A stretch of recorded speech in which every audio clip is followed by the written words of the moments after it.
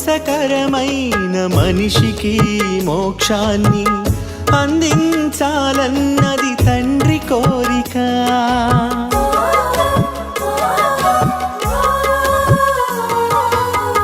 నాశనకరమైన గుంట నుండి ఒకరినైనా తప్పించాలన్నది అలుపెరుగక.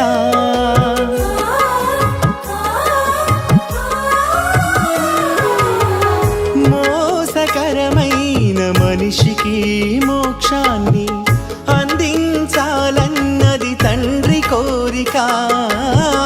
నాశనకరమైన గుంట నుండి ఒకరినైనా తప్పించాలన్నది అలుపెరుగక.